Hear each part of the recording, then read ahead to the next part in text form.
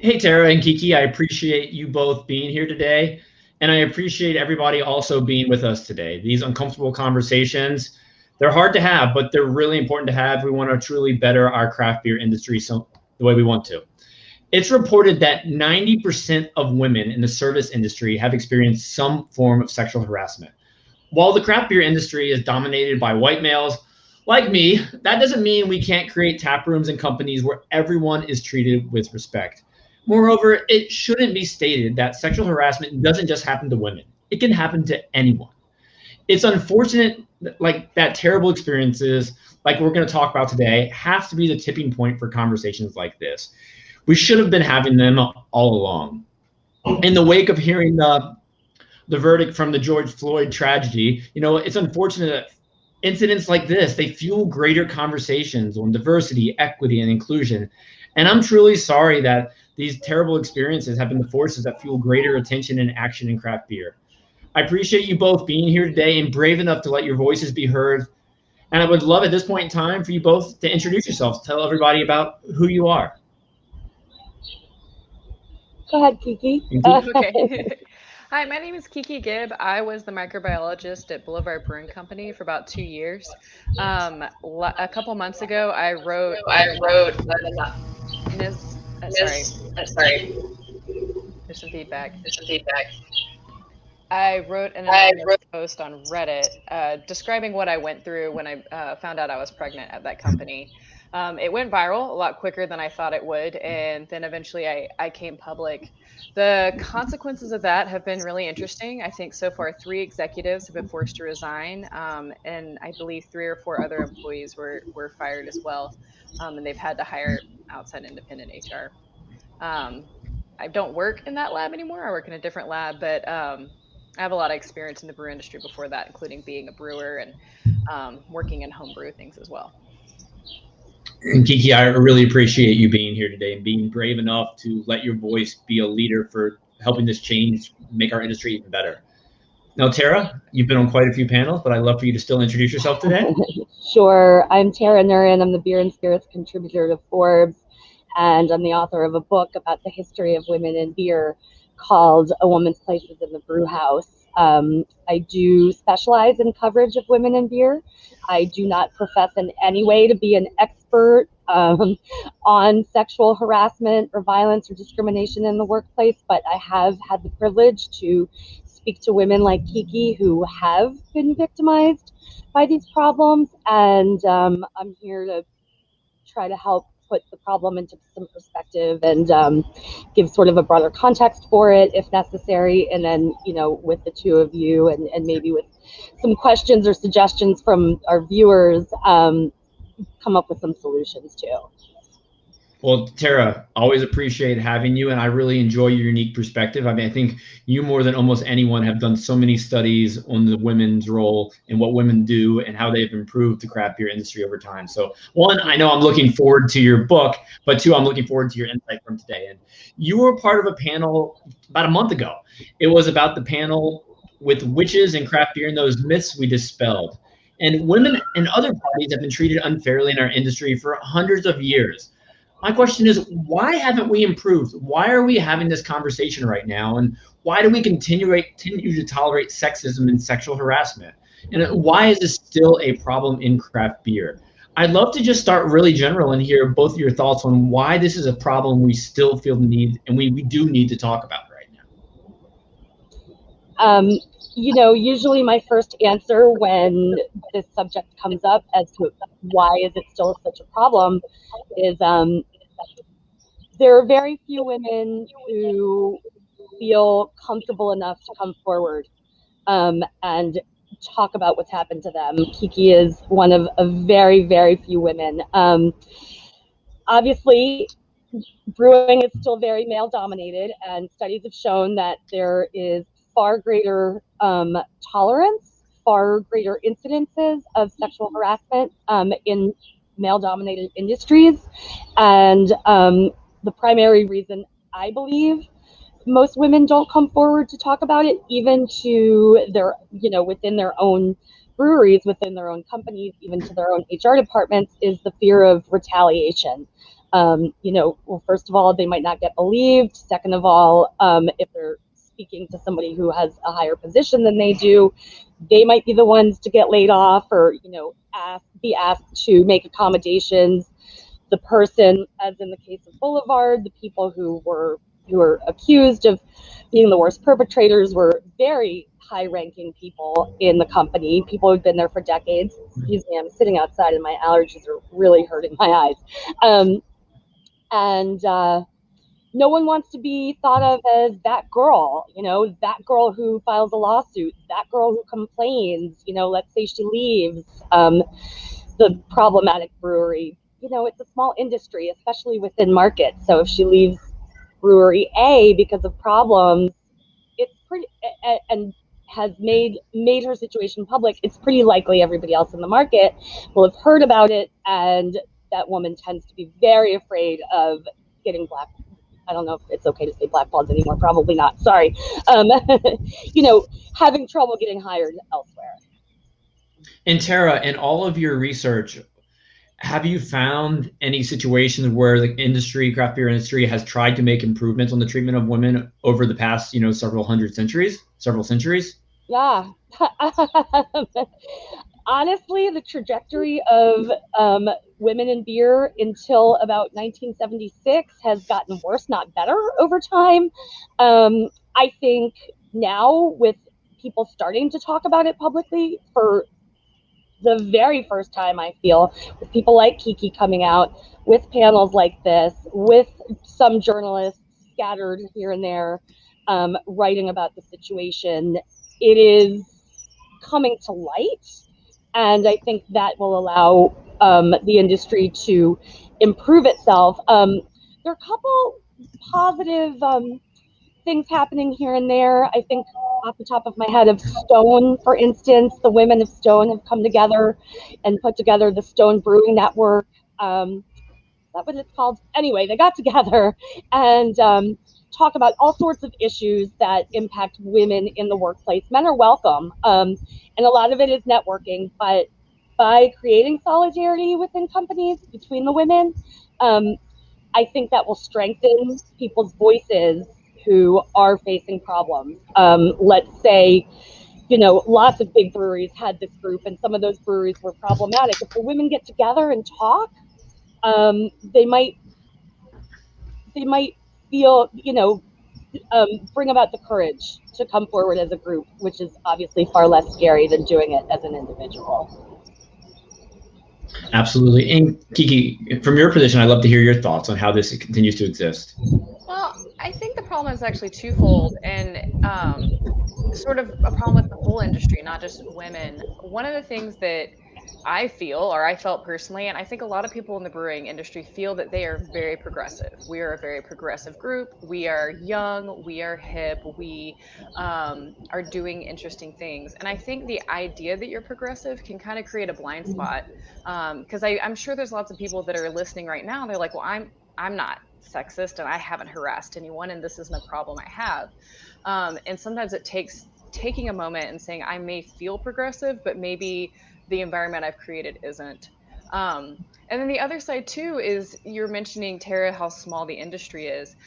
Complaining about anything at your job, for anyone about anything, can ruin your position in the industry. So if you know, I've seen people that are afraid to complain about safety issues at their brewery for fear that they will never get hired again. So when it comes to such a small population like women, it's sort of doubled down of just, there's no incentive. There's pretty much no incentive for speaking up if there's a harassment environment. There's always going to be someone else willing to do your job that might not be willing to speak up, and that's true for any problem across the craft brewing industry. And Keke, looking at our industry, sorry, go ahead, Tara.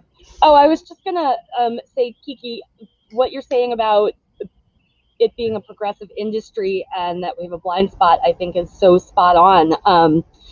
You know, I tell this story all the time, but I was reporting on women in beer for many years before anyone felt comfortable enough with me to admit that there was a problem, that they had been discriminated against, because there is just this, like, it's such a community. We all love each other. We're so awesome, that the expectation is that it's not happening in the industry. So there's even maybe a greater challenge to overcome in speaking about it, because there's probably so much denial there, and a lot of self-denial, like you said. I'm glad you brought that up.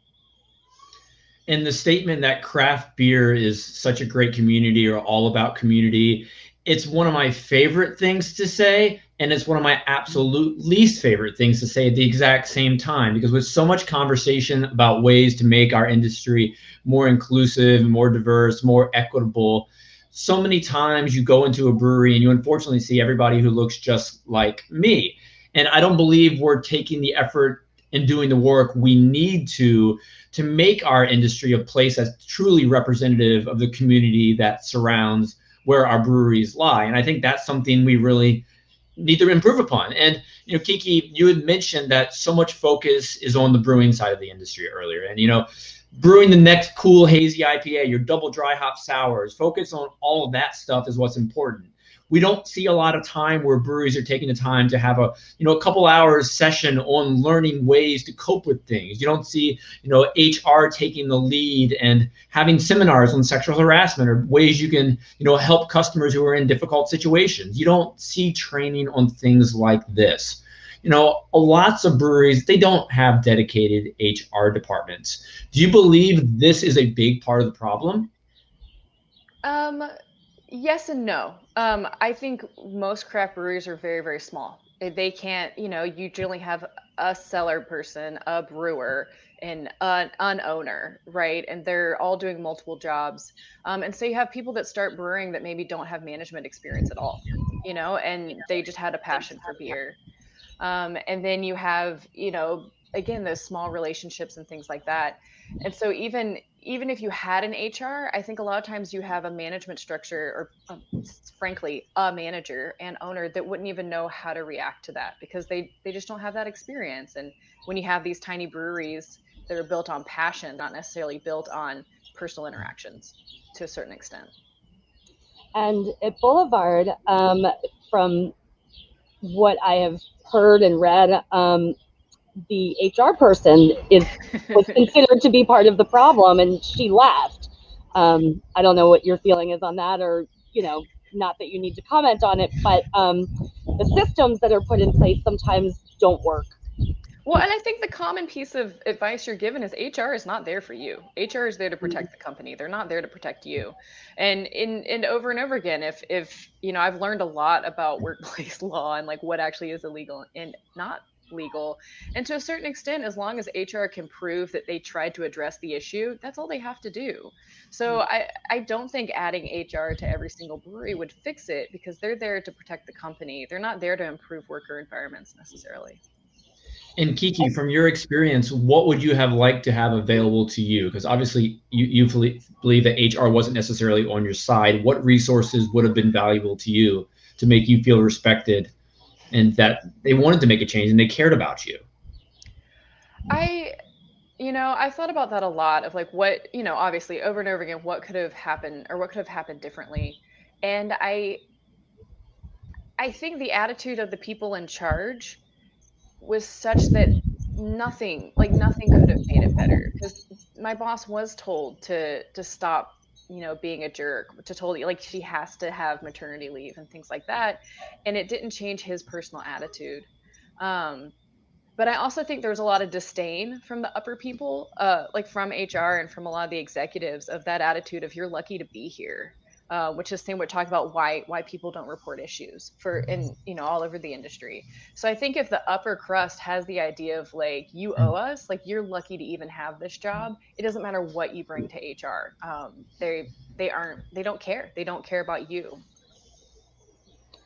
And there's so much pressure also on people who are making the financial decisions in companies. Let's say your own brewery culture is great, but you've got some jerks who work at your wholesaler, or you've got some accounts who are, not progressive, or suppliers or contractors or customers. I mean, every one of those relationships represents money, right? And so takes it takes it takes a lot of integrity that everybody should have, but not everybody does, to stand up to your wholesaler or an account or a customer and say, we're not going to tolerate that, you need to stop, or we're not going to do business with you anymore. I don't know if you were in-house, I don't know if you ever encountered that, but I mean, and and actually getting back to what we were saying about this being such a progressive industry is, yes, within brewing we do tend to be a progressive industry, but we don't have to tell anybody watching that distributors are sometimes pretty old school, good old boys, old school account owners, things like that. So there's a whole sort of ecosystem you have to interact with in the industry, and any one of those people could certainly, be inappropriate. And excuse me, I'm going to stand up, and the sun did something it wasn't supposed to do, and I'm just going to adjust the umbrella, but keep talking. Yeah, and a lot of people that manage the big accounts, like quite frankly, are older men who have been in the industry for a while and are used to a certain, I don't know, party attitude. No, I one time saw a group of I believe they were salesmen from out of town wanted to do like a tasting with someone from the lab. And it was just, they were very intoxicated and very disrespectful and basically just kind of hitting on her and ignoring everything she said. And, when she complained, it was brushed off. And the next year when she didn't want to do it, she was really pressured into doing it again, even though she expressed that she was very uncomfortable. So that bleeds over very easily, even if you aren't in house. With those people that can come in and out, and there's just an expectation, or they brush it off, like, oh, that just happens. A very frustrating thing for me to hear is how this is allowed to fester. It's festering. It's not fostering in these companies, because it's a terrible thing that we see happen. And it makes me so upset that experiences like yours, Keke, have to be the straw on the camel's back that calls us to talk about it. From both of your perspectives, is there a way we can have these conversations without having terrible things happen to more people? I was thinking about that before we started, and it's obviously very tricky, because I'm thinking, well, what could be done? An anonymous, right on the bathroom wall electronically, stay away from this guy. Well, then you could just hurl accusations at anybody. I know a lot of people, for instance, look to the Pink Boots Society to step into these situations, and they're facing a lot of accusations right now. The Pink Boots Society is for not getting involved in those accusations. Somebody told me that they were ignoring they were ignoring human rights abuses, and that may be true, but Pink Boots is set up to do something completely different. So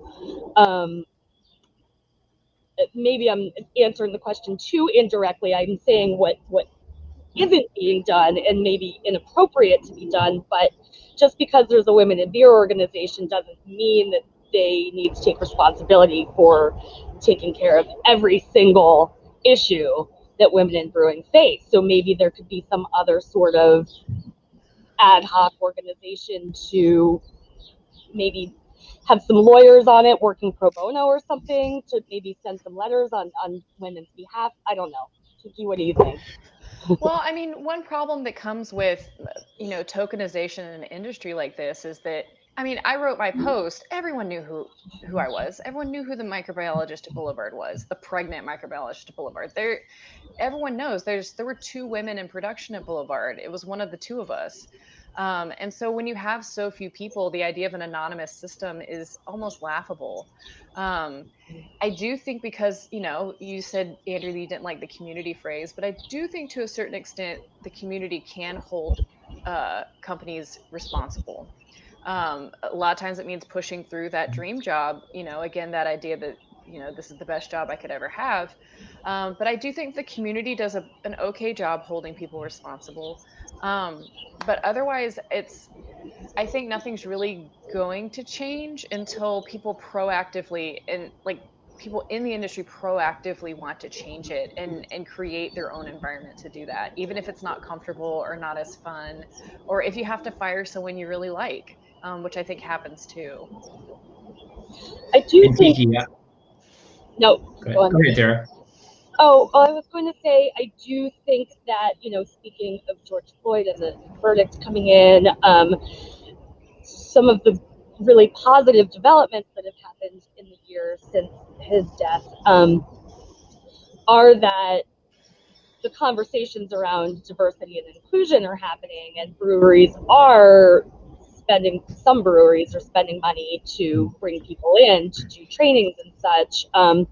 And the point that gets overlooked is that when we talk about DEI, it's not just racial, ethnic, gender. It's everything. And Dr. J, I think it was, said to me once, and not even, that includes white guys. So strides that get made in the training and the talking about these sorts of issues, I hope that people remember and emphasize that this does apply to sexual harassment and violence and such too, not just, like I said, racial, ethnic, and gender issues. And Tara, I want to go back to something you mentioned a couple minutes ago, like whether or not there needs to be a greater organization that's the one kind of encouraging breweries to be better, or does it start at the grassroots level with every individual brewery, just wanting to be better? Because having a successful business isn't just about making really good beer. It's not just about running a strong business. It's about being really good people. And Keke, like you mentioned, that community phrase is something I love and I hate, because I love the craft beer community and I want it to be as strong, diverse, and inclusive as possible for everybody. But that community needs to come together to be better and to make these changes we want to see. But what are both of your thoughts on, Tara, to kind of go back to that idea about, do you think we would see benefit from a larger organization taking a stand and putting a standard out there saying, hey, your brewery needs to go through this course. You need to go through this certification process. You need to read this book. You need to watch this webinar. Or do you think you have to put the move on the brewery itself, saying, hey, this is something they need to do and start from the ground up because they want to change, versus someone telling them it's something they should be doing with regard to like the educational component of just creating better places? I think there has to be buy-in for that. I don't think most people, individuals, and then the individuals who make up companies, like to be told what they have to do. I think the Brewers Association has gone as far as they're going to for the foreseeable future with, their parameters that they've set. And so, I mean, maybe there could be some sort of model, like to bring up Dr. J again, she's got this voluntary program. I don't remember right offhand what she calls it, but breweries can sign up, and basically she's got a checklist of ways to be inclusive, make your brewery more inclusive, and you go through all these steps and you check them off, and once you've fulfilled a certain number of the steps, you're certified by her, or whatever word she has. And I think that could work, but I don't think that because there's like any sort of like community licensing for breweries or anything beyond like the legal licensing, and you don't have to be a member of the Brewers Association to be in operation. I think it would just have to take some buy-in, and everybody makes their own priorities for how they want to spend their money. And actually, here's an example. So 2 or 3 years ago, I wrote a story about bars in Philadelphia, and how there was this nonprofit organization going around to bars to train them how to recognize basically signs of trouble within their businesses. Do you see a woman who looks like she has maybe like gotten doped up by her date or something like that? And bar owners didn't want to do it. It cost practically nothing. It required very little investment, and they would get to like put a sticker in their window and basically tell women that they were trained to be a safe place. And people were like, oh, well, if I participate in that, people are going to think that it happens here, so I'm going to stay as far away from that as possible. So I think there's a lot of nervousness to even associate with the idea that anything like that could be happening, even if we're just talking about your random customer who comes in and not employees or managers. So Yeah, I do think personal buy-in. I mean, if there's anything we've learned in the last couple years when we talk about racial justice and things like that, it starts with personal buy-in. And if you don't actively want to commit to making the problem better, I don't, you can watch all the videos and books in the world, and it takes action. Uh, Unfortunately, I don't know what that action is. My my action was to complain on Reddit, but but no, it takes action from within the company, and that action has to come from people wanting it to be different. I don't think if it's so again, so many craft breweries are just like three or four people working together. You're not gonna have some overarching group that can really demand that changes. Keke, that's a really good point. I think action is absolutely necessary, but on the same token, what action is necessary to make the changes we want to see? I mean, it's really frustrating but encouraging to talk about, to walk through these steps of trying to figure out what the right course of action is. And what Dr. J is doing with Crafted for All, I think, is giving actionable steps, not just saying sign up for this, say you take this pledge and voila, you don't allow sexual harassment. It doesn't work like that. You don't just put a sticker on your door and you're all of a sudden better. That's simply a band-aid, and that's more so a front. I think any brewery who wants to make an active change needs to take the steps. And as we're talking about today, I don't know what they are, but education and awareness is a place to start, and simply having the conversation. But one thing, I want to go back to with you, Keke, is you were brave enough to actually let your voice be heard when you wrote that post. What was your thought process like when you decided to speak out? So I just thought this while you were speaking. If we want to talk about something that we can do, like everyone in the brewing industry can do, which is going to relate to your question, is as a community, we have to make the choice not to ostracize people who speak out about anything. Like I said, whether it's safety issues, whether it's bad management, whether it's, bad quality control. If someone speaks out, we can't be like, thanks for saying that, but we're never hiring you in this industry again. That is something that I think we can all actively do. So if you know of someone that maybe lost a job or left a brewery and are complaining about what happened there, don't be afraid to hire that person. Don't just be like bye-bye. So to that note, I felt like I could do it because I have left the industry. And it was honestly one of the reasons I stayed longer, as long as I did. I didn't accept the job for almost a month because and my main thing was like, if I leave the brewing industry, I might not be able to ever come back. Because I just completely changed fields. I'm still working in a lab, but um, and that pull was really hard. But once I did it, once I ripped the band-aid off and I left the industry, then I felt like I could speak out more. People on Reddit that I knew, that I've met there, spent a lot of time on Reddit in the brewery subreddit, that I'd gotten to know. I met, visited their breweries, things like that. They knew what was going on. But even within that group or some smaller groups associated with it, I didn't feel comfortable talking about what happened to me until I left. And even then, I didn't feel comfortable talking about all of it, until I'd been gone for a year. I'd had the kid. I'd really felt settled and moved on and sort of made my peace that I probably would not going to be in the industry anymore. Um, and I think that's a big piece of it. If you want some sort of change, we all have to be willing. You all have to be willing to accept people that leave companies and accept people that report. And I don't think there's a lot of people willing to do that. I love the friendships you've created on Reddit, because I mean, while CBP were based on Facebook, it's still that virtual community, and just connecting with people in similar positions across the country lets you know you're not alone. When you were reaching out to the people you met on Reddit before you decided to go public with it, what were those conversations like? What were some of the things you were talking about with people who knew what was going on at Boulevard? Yeah, and frankly, they were all young white men. They were wonderful, and all of them were shocked. Some of them had similar experiences. Some of them had heard of other things from Boulevard. I have a couple friends in Canada that were like, actually, I've heard that through the grapevine. So, the community does work. They were all very supportive, and I think there's a level of shock and not. And I think that's the attitude a lot of when a lot of these things happen. It's like, wow, I'm really surprised that happened, and not surprised at all. But they're all very, very supportive, and but they also understood why I left the industry. Like, I think anyone that has experience here for too long understands why that would happen. Do you have a number of female friends who have left the industry for similar reasons?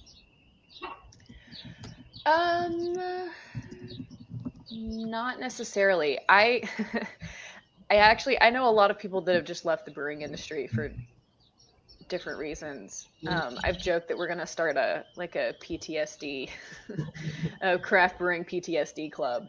But a lot of them have left for things like bad management. So not necessarily harassment, but bad management, bad working conditions, things like that. Sorry. Keke, I was going to say, do you ever think about taking your experiences and coming back into the craft beer industry and serving as a voice and a catalyst for better change? Is that something you ever think about? I do. I think platforms like this are the only time people are really willing to listen to it. Like you said with the bar, like the bar education and safety education. I don't think there's really a lot of push or desire. Maybe there's again push from within, but I don't think there's a lot of desire, which I empathize with, right? Brewing is a hard job. You're working a lot. Like the idea that you need to do one more thing, I think can feel overwhelming sometimes. I'd love to advocate more, right? It's scary to come forward, and I'm kind of a jerk and wasn't afraid. So if I can use that to help other women, I would love to. So I think that's awesome. And with regard to the bar education, because since we decided to make this a focus in craft beer professionals, I've reached out to a couple organizations. We've had presentations from Safe Bars based out of Washington, D.C. We've had a recent one by Make Your Move Missoula, who did one on bystander intervention strategies. And it's been really interesting because I have been super excited to put this content out there in craft beer professionals. It's not your typical brewing related content, business related content, but it's important content that it's so relevant right now. And a frustrating thing for me to see is the lack of viewership on some of these videos. And the people who are consuming the videos and thanking me for having them, they're the people who already believe in change. They're the ones who are already making an effort to have these conversations, to teach others. They're just listening to something they already agree with. And that is really frustrating to me. And the first time we held one of these, we called it Voices of Discrimination. And, just like Tara, when you're talking about diversity, equity, inclusion, it includes so many different situations. It could have happened to so many different people. So what we began the conversation with, we essentially had a spoken word reading of a handful of experiences of people in the industry who had something happen to them that was absolutely terrible. And it was a really harsh approach because we were just simply reading the experiences that they wrote about. They were uncomfortable to listen to, but we wanted to share that these were things that actually happened to your peers. And following the reading, we had Nurin from Safe Bars just talk about ways we can be better, essentially. And that was a tough experience. And I spoke to Brenna at Make Your Move Missoula, and she suggested a little bit lighter approach. Because when you see the title line being Voices of Discrimination, and you begin with 5, really graphic accounts, that's hard to listen to. So we took a lighter approach the second time around and merely just titled it Bystander Intervention Strategies. But it's like the first time, we didn't see the audience that we wanted. So my question, and this might turn into a brainstorm session, is, how can we make people more interested in consuming this type of content that can literally better them as a person, even though it may be uncomfortable to consume? Create a panel with a double entendre in the title. I'll let you brainstorm that one. Call it Girls, Girls, Girls. See who shows up. And I was going to say, put a number in the title. 3 quick tips to, make it sound like it's, going to be really easily digestible. And I'm sort of kidding, but sort of not. Or make it very short. Maybe instead of an hour, 3 tips, 15 minutes, or speed. Yeah, it feels probably less weighty. And so for people who feel like it is important, but, haven't really gone out of their way to seek it out, might have, you're dropping some of the barriers.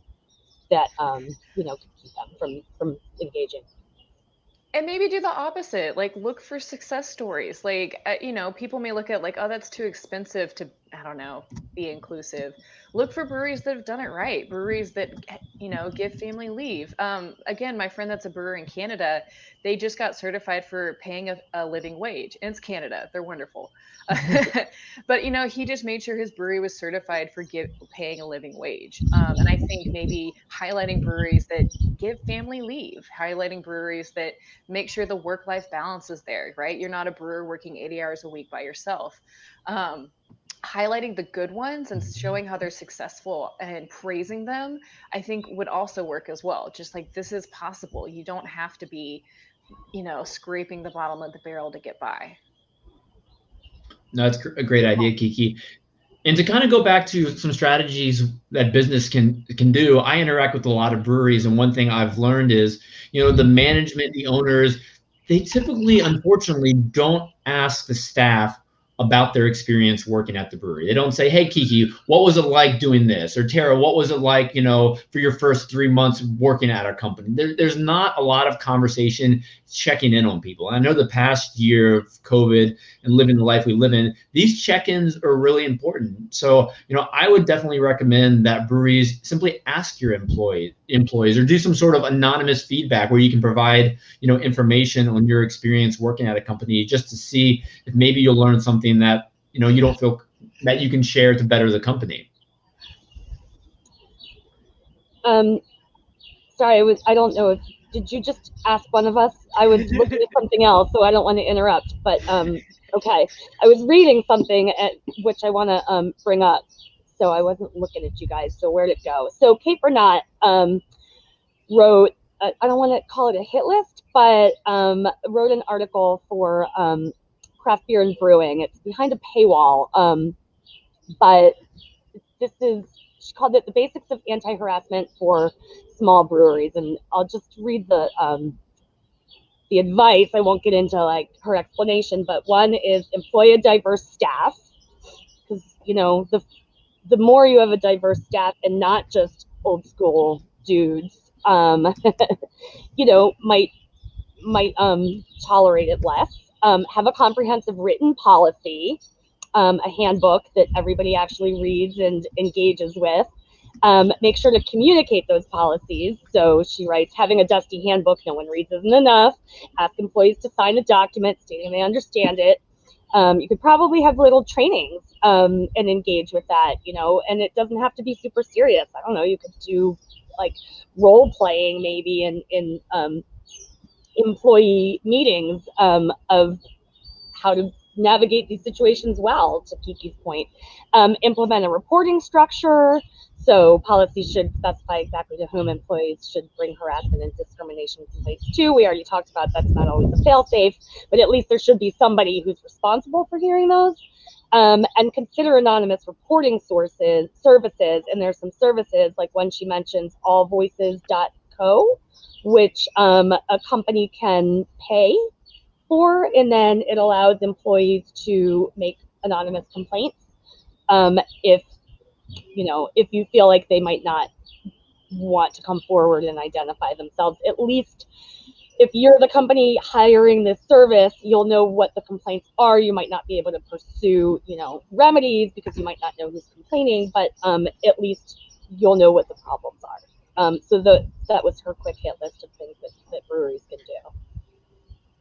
And also, I think for smaller breweries, again, if there's just a couple employees, see something, say something, right? If you are the head brewer and you see like one bartender harassing another, say something. You're the head brewer, right? Like they think you're cooler than them.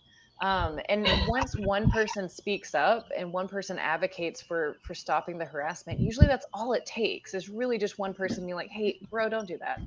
And it can be something as little as that. And if you want to go one step further, advocate for something you don't need, right? So if if you're An ugly dude, advocating for, like, we need better protections for the females that work here, or, we need family leave, even though I own 5 dogs, right? Advocating for maybe something you don't need within the company. And just sometimes the person that needs that isn't going to be willing to speak up. But if you're able to speak up for that, it just gives one more voice to the situation. And it's not going to change the whole industry, but if you can impact that change in your own brewery, that can help set an example for other breweries. Absolutely. Keke, what do you have to say about the situation? Like, say you left the brewery and you obviously chose to speak up, but there's many situations where someone will leave their employment at a brewery and they have friends who still work at that establishment and they're scared of speaking up or saying something because it couldn't affect their friends in some way. Do you have any advice to give in a situation like that? Yeah, I mean, that was a year before I said something. It's the reason I didn't. I left Boulevard and the pandemic hit, and the last year's been really, really hard on everyone, but small craft breweries, bars were shut down. Lots of breweries were scrambling to do something with all of their product, right? I mean, last year was really, really hard, and so I had the choice at the time to say something then, and I didn't want to. And then, like, we moved in the summer, and Black Lives Matter really started getting going, and I was like, can't say something now either. And then, like, as people started recovering, I still have people I really care about at Boulevard, and I think that's a hard line to walk. But I also know that there are a lot of people at Boulevard that knew what happened to me. There are a lot of people at Boulevard that spoke to me privately. They're like, yeah, man, that's real shitty. Like, he's always been that way. We don't know what to do. Sorry. And I think sometimes you just have to say something. And and hopefully your friends will support you. And I was afraid that when I spoke out, these people would never speak to me again. And some of them haven't, but I was overwhelmed by the number of people that reached out, were like, thank you for saying something. And even some women, they were like, you've changed this company and we really appreciate it. So I don't think it's easy. Like, I'm not going to say, like, do it, everything works out fine. I don't think it does. But um, that's a big issue. Again, this is a small industry. We care about the people we work for or work with. And I don't think there ever is that right time where you should say, this is the day I'm going to speak out. It's truly when you feel comfortable doing it or brave enough to do it. So, I mean, I think it's amazing that you did speak out.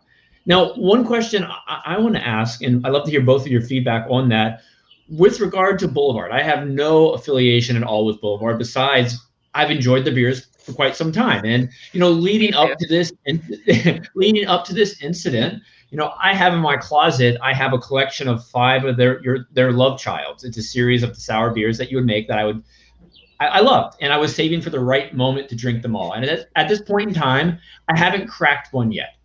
I can't bring myself to drink it. I would love to hear the thoughts on, the cancel culture aspect of the situation. And, what does a brewery or business need to do to get good in someone's book to show they're making the efforts? That way you want to support them again. I think this is so hard. And this is so hard. Cancel culture is the only reason anyone at Boulevard was held responsible. Cancel culture can destroy a company based just on hearsay. And so it swings back and forth either way. I know personally, like, I'm not going to buy Boulevard for a while. Even though, again, I actually, like, I know exactly what they've done to make improvements in that company. Um, but I don't know. I mean, there's other breweries we've heard terrible things about, and I'm still, I'll buy a 6-pack of their beer and be like, oh, I shouldn't do this. Uh, I so I think just until you feel comfortable with what they've done, or if you think they've actually done something meaningful. I do think Boulevard's done something meaningful, um, and again, there's still individuals that work there that really care about what they do and care about their employees. So I think it's a personal thing. If they've shown action and you think they mean it, it's beer. And Tara, as a journalist looking at the industry, what are your thoughts on that?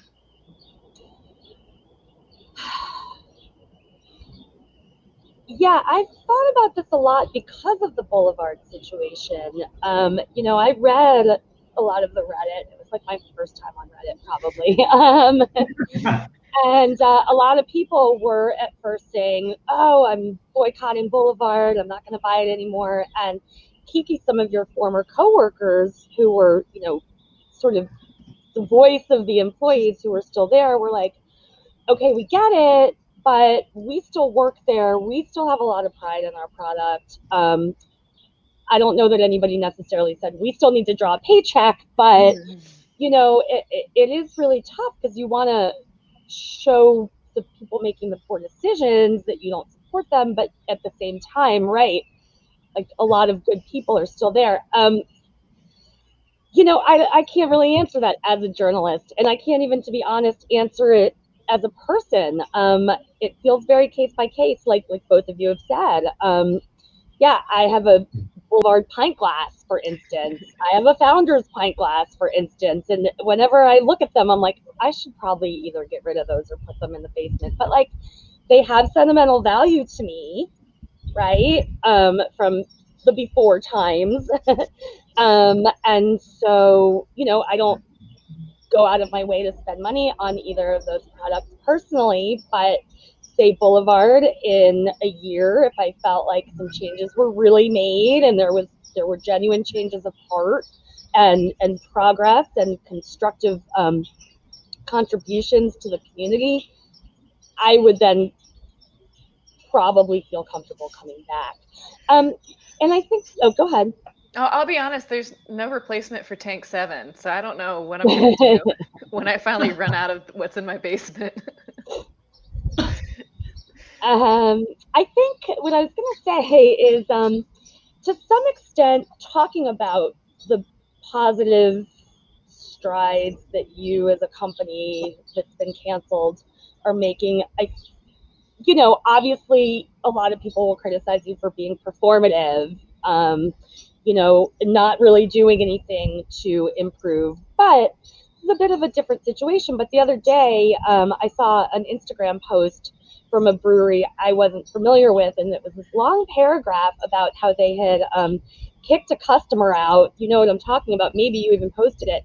Yeah, they had kicked a customer out because he was harassing another patron, I believe it was, a female patron. And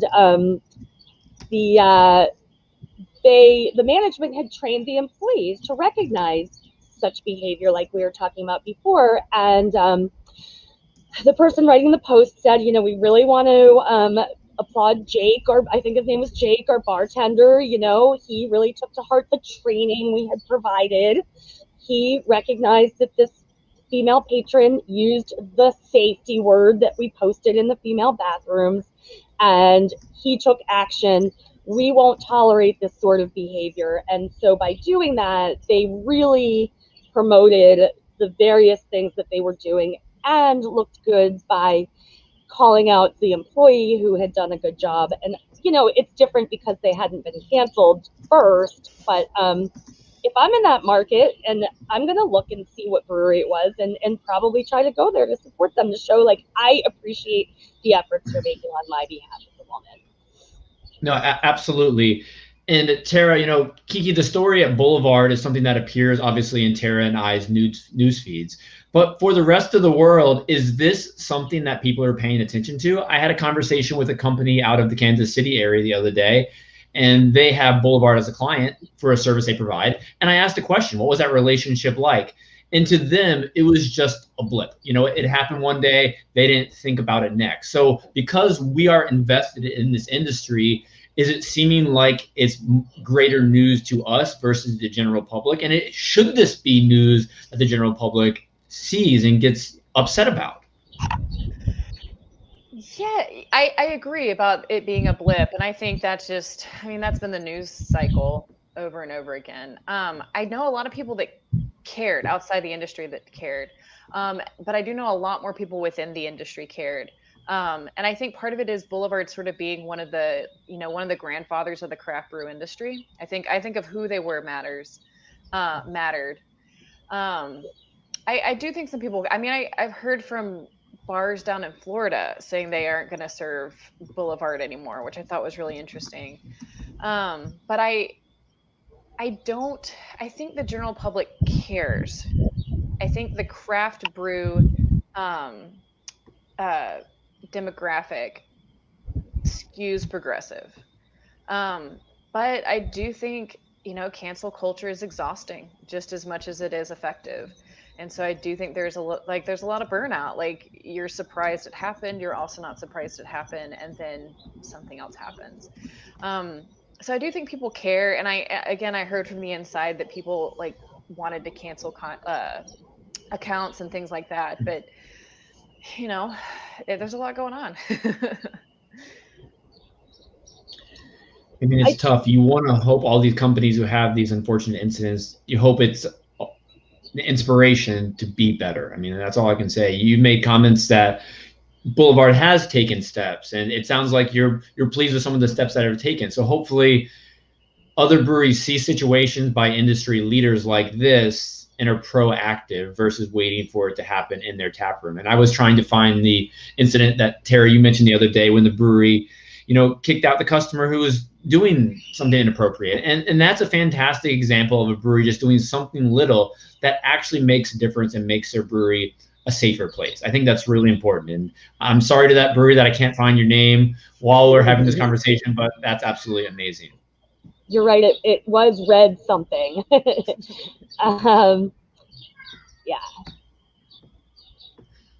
Well, and just looking at the industry, we've talked a lot about strategies. We've talked a lot about how situations have been handled. What advice do both of you give to women who are in situations where they're, maybe scared, they may be nervous, they may be uncomfortable going to someone? Keke, as someone who's been in those shoes before, and Tara, as someone who's done countless reporting on women in the industry, what advice do you give to someone in that unfortunate situation?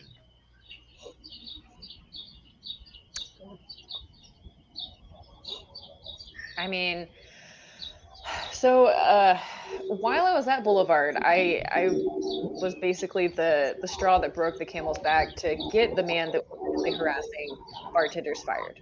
And at the time, it was very important to me to stand up for the women who felt like they couldn't speak for themselves. And that's just my personality, right? I said earlier I'm a jerk. And so for me, it was very, very important to speak out. But I if you are a woman, and I think I said this when I wrote my original post, you don't have to believe me. You don't have to listen to Keke. Listen to other women. And so if you are in the position where you're going through something, where feel like you're being discriminated against or going through harassment, tell other people. And my hope is that other people will listen and believe you. And sometimes that's all you can do, but just don't feel like you're alone and don't feel like it's a secret, right? Don't feel like it's something that you have to keep to yourself. And I think the more women talk about it, and the more that's spread through individual relationships, I think it can get better. Um, but not everyone, not everyone has the freedom to get another job, and so I understand why women don't. No, thank you for sharing your advice, Keke. And Tara?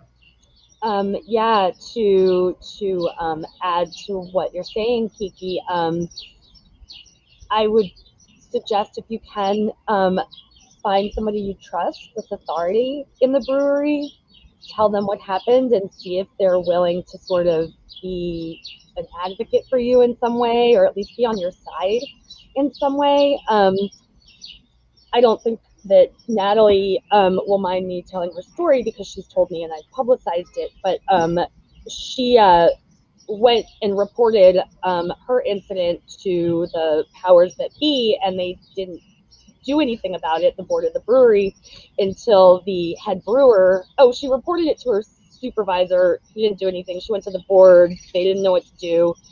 The head brewer, a man, quit on her behalf. So to have him as an ally, and that's when something actually finally happened. And maybe it doesn't have to be that drastic.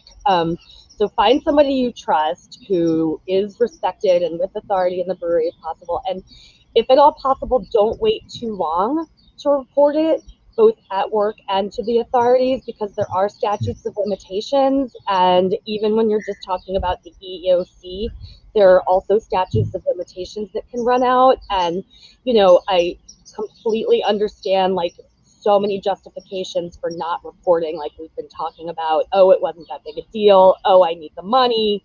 Oh, I'm sure it won't happen again. All that stuff. But don't let yourself do that to yourself for too long, or you might not be able to get the recourse that you need. Definitely, Tara. And it's Red Top Brewhouse out of Georgia, who had the story recently that they handled fabulously. So good job, Red Top. Now, one other question, and Tara, is something you touched on briefly a minute ago. You know, how can people like myself and other men and other people in the industry just simply be allies? How can we be better at understanding and doing our part to help preventing unfortunate incidences like we've discussed? You know, I think it starts with something that's a long process, which is like have a strong sense of integrity and confidence in yourself enough to be able to say to a group of obnoxious guys, like, what are you guys, 5? Like, that's not funny. You know, I mean, not everyone can necessarily do that, but that's how you guys can be allies. Like, just for starters, like, eliminate don't make it comfortable for people who are perpetuating these behaviors, even the lower level ones, to think that it's acceptable.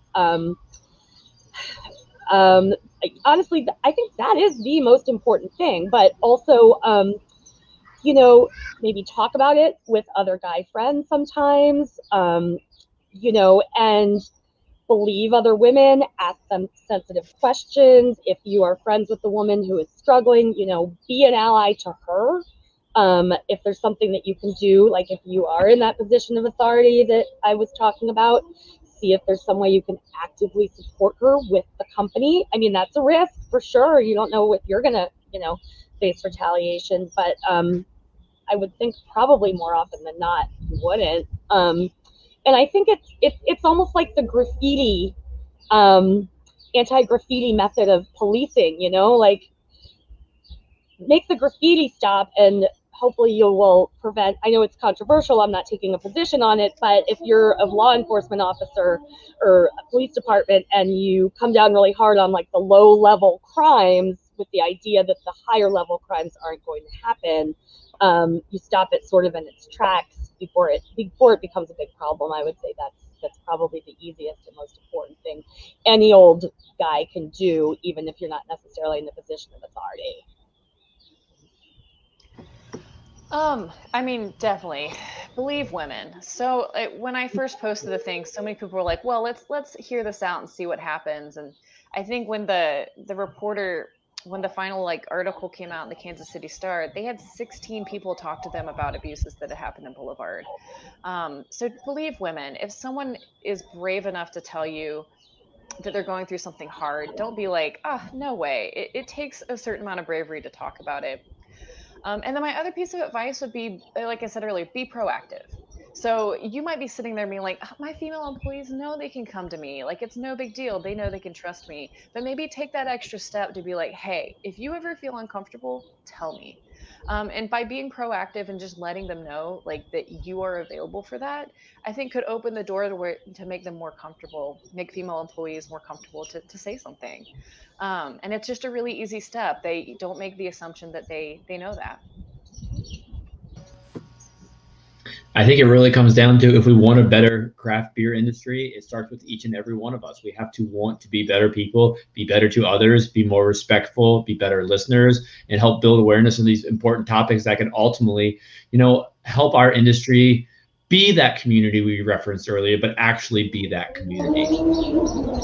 Keke, I really appreciate you being so brave and doing what you did. I'm sorry you've experienced all this, but I think you're a leader of thought in helping change come to craft beer. Sarah, I always love your wisdom and insight and everything you bring to the table. So this has been a really important and really tough conversation. I appreciate you both being here today. So thank you again, and I look forward to those beers we have together, and here's to a better craft beer industry. So thank you both. Thank you so Thank much. you, Andrew. Have a good evening.